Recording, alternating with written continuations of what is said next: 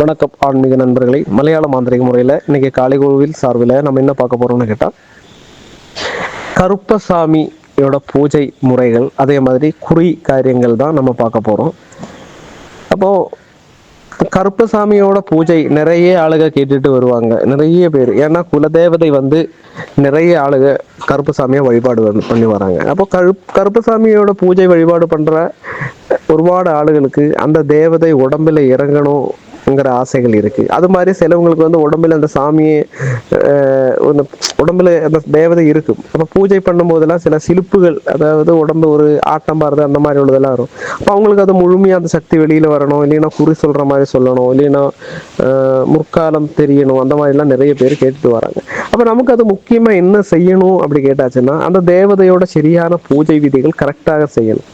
கரெக்டான நிவேதியம், கரெக்டான களம், என்ன கருப்புசாமி எப்படி வழிபாடுங்கிறது கரெக்டாக குரு பாரம்பரிய முறையில் படிச்சாச்சுன்னா அந்த காரியங்கள் நமக்கு வந்து சக்தி பெறும். நம்ம உடம்புல அந்த தேவதை சக்தி பெறுங்கிறது தான். அப்போ அதை வச்சு நமக்கு குறி சொல்லலாம், இல்லைன்னா பூஜை முறைகள் செய்யலாம், ஒரு காரிய சித்தி காரியங்களுக்கு வேண்டி செய்யலாம். அந்த மாதிரி காரியங்கள் எல்லாம் நமக்கு செய்யப்படும். அப்போ அந்த விதியில் நீங்கள் பூஜை படிக்கிறதுக்கு ஆகிரகம் இருந்தால், அது ஒன்றாவது காரியம். குறி சொல்லணும்னு விருப்பம் உள்ளவங்க இந்த பூஜையில் வந்து கலந்து இந்த பூஜை முறைகளை படிக்கலாம். அதே மாதிரி குறி வாரதில்லை, தேவதை வருது குறி வாரதில்லைன்னா அவங்களும் இந்த பூஜையில் வந்து கலந்து அவங்களுக்கும் இந்த பூஜை முறைகள் கரெக்டாக படித்து குறி சொல்கிற ரீதியில் கொண்டு வரலாம்.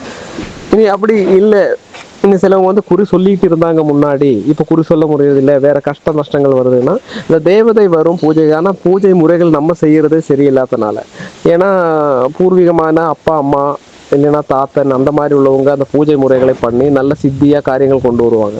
நம்ம அவங்க கொண்டு வந்ததை நம்ம நல்லபடியாக கொண்டு போகாததுனால நமக்கு சாமிகள் வரும், குலதேவதையோட அருள் எல்லாம் கிடைக்கும். ஆனால் அடுத்த தலைமுறைக்கு அது சக்தியாக போகிறதும் இல்லை, அது மாதிரி நம்ம செய்கிற காரியங்கள் விருத்தியாகதும் இல்லை. அது நம்ம இந்த பூஜை முறையில் வர ஃபால்ட்டுகள் தான் அந்த மாதிரி விஷயம் வருது. இப்போ இதுக்குள்ள ஒரு தீர்வுங்கிறது தான் இந்த ஆகஸ்ட் மாதம் 24 கருப்பசாமியோட பூஜை முறையும் அதோட விதி காரியங்கள் படிப்பிக்கிறதும், அந்த முறையில் அந்த பூஜையும் அங்கே நடக்குது.